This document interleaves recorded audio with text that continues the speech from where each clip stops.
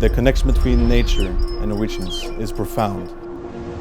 It's a part of our identity and who we are. In Norway, we bring 3 different drinks into nature: coffee, black currant toddy, and of course good whiskey.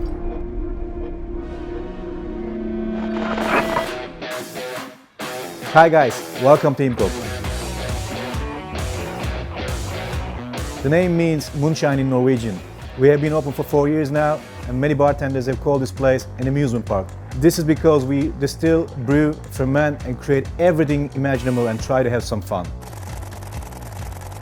Our main inspiration for Himkok was to make a unique and sustainable bar, using local and seasonal ingredients to make good drinks. Hi, my name is Strandbakken, and I'm here to present our whiskey cocktail Svalbard made with MICHTER'S US1 bourbon.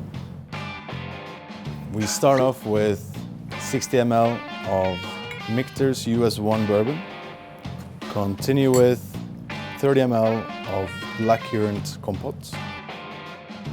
Finish off with 20 ml of coffee cordial.